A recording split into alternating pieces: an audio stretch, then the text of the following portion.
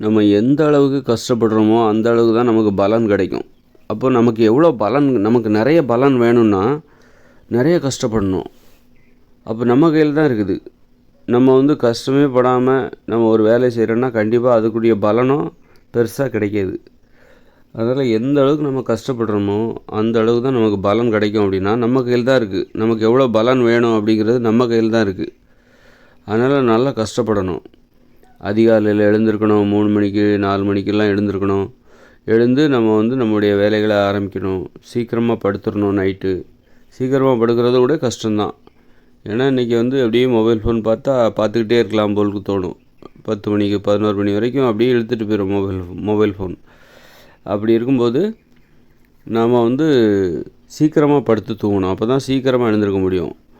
அப்போது இப்படியெல்லாம் கஷ்டப்பட்டால் தான் நீ சீக்கிரமாக எழுந்திருக்கிற கஷ்டப்பட்டு என்னால் முடியாது அப்படின்னா கண்டிப்பாக உனக்கு கிடைக்கிற பலனும் குறைவாக தான் இருக்கும். அது மாதிரி நீ உன்னுடைய கடமை, உன்னுடைய லட்சியத்தில் நீ செய்கிற கடமைகளை செய்வதற்காக நீ ரொம்ப சிரமப்படுற, இல்லை என்னால் முடியலை, என்னால் இவ்வளோ தான் செய்ய முடியும் அப்படின்னா அதற்குரிய பலன் தான் உனக்கு கிடைக்கும்.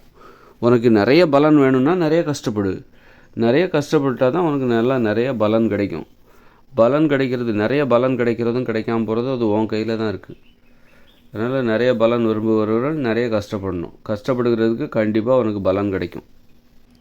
அதிகாலையில் எழுந்திருக்கணும். உடற்பயிற்சி பண்ணணும். தினமும் காலை மாலை உடற்பயிற்சி செய்யணும். உணவு கட்டுப்பாட்டை கடைபிடிக்கணும். பொழுதுபோக்கில் கட்டுப்பாடுகளை கடைபிடிக்கணும். எல்லா வேலையும் முடிச்சுட்டு சாயந்தரமாக தான் டிவியோ மொபைல் ஃபோனோ பார்க்கணும். அதுக்கு இடையில் காலையிலேயே மொபைல் ஃபோன்லாம் பார்த்துட்ருக்கக்கூடாது. பகல் நேரங்களில் பார்க்கக்கூடாது. சாயந்தரமாக 6-7 மணிக்கு அப்புறம் தான் பார்க்கணும். எல்லா கடமைகளையும் முடிஞ்சதுக்கப்புறமா தான் அந்த டிவியோ மொபைல் ஃபோனோ பார்க்கணும். அப்புறம் பண விஷயத்தில் நேர்மையாக இருக்கணும். அப்புறம் உடற்பயிற்சி செய்யணும். அப்புறம் பொழுதுபோக்கில் கட்டுப்பாடு சொல்லியாச்சு. தூங்குவதில் கட்டுப்பாடு, நைட்டு சீக்கிரமாக தூங்கணும். அப்போ அதிகாலையில் எழுந்திருக்கணும். உறவு முறையில் கட்டுப்பாடாக இருக்கணும். அதாவது நல்லவர்களோடு பழகணும். லட்சிய மனப்பான்மை உடையவர்களோடு பழக வேண்டும். லட்சியமே இல்லாமல் சும்மா சுற்றி திரிகிறவர்களோடு பழகக்கூடாது.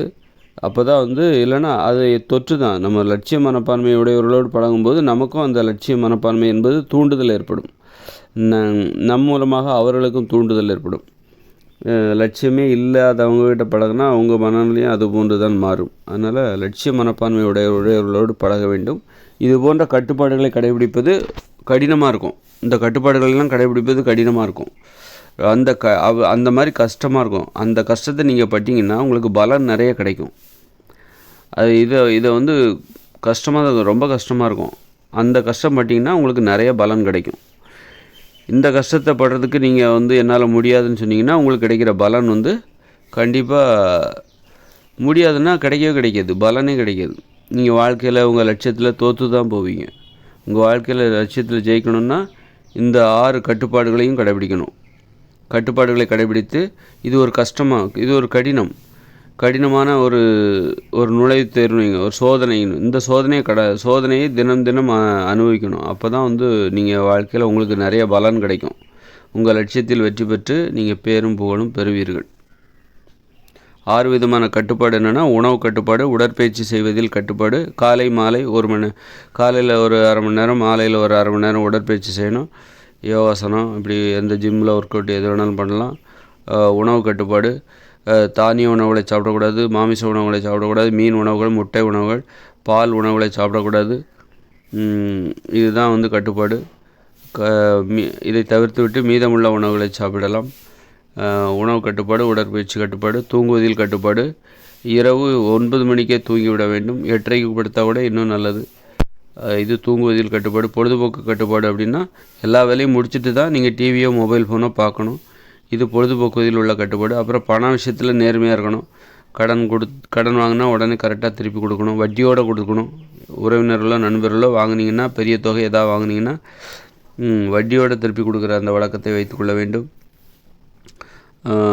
பண விஷயத்தில் நேர்மையாக இருக்கணும். அந்த மாதிரி அப்புறம் நல்ல உறவினர்கள், லட்சிய மனப்பான்மை உடையவர்களோடு பழக வேண்டும். நேர்மையானவர்களோடு பழக வேணும். இந்த 6 விதமான கட்டுப்பாடுகளை கடைபிடித்தால், இது ரொம்ப கடினமான கட்டுப்பாடு. இதை கடைபிடிக்கும் போது நமக்கு ரொம்ப கடினமாக இருக்கும். இந்த கட்டுப்பாடுகளை அதிகாலையில் எழுந்திருக்கணும், அதுவும் சேர்த்தாச்சு. இந்த கட்டுப்பாடுகளை கடைபிடித்தால் மட்டும்தான், இந்த கஷ்டத்தை அனுபவிச்சா தான் நீங்கள் உங்கள் வாழ்க்கையில் வெற்றி பெற முடியும்.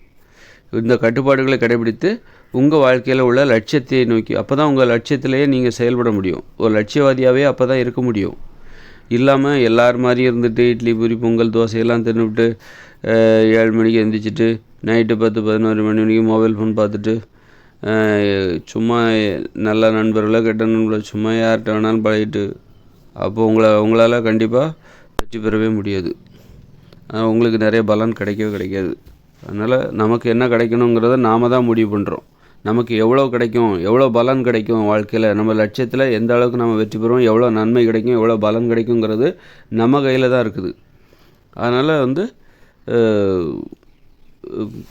நம்ம இந்த கட்டுப்பாடுகளை கடைபிடித்து கஷ்டப்பட்டு அப்போ தான் நம்ம லட்சியத்திலே நம்ம செயல்பட முடியும். நம்ம லட்சியத்துக்குள்ளே நம்ம நுழையவே முடியும். இந்த கட்டுப்பாடுகளை கடைபிடிக்காமல் உங்கள் லட்சியத்துக்குள்ளே நீங்கள் நுழையவே முடியாது.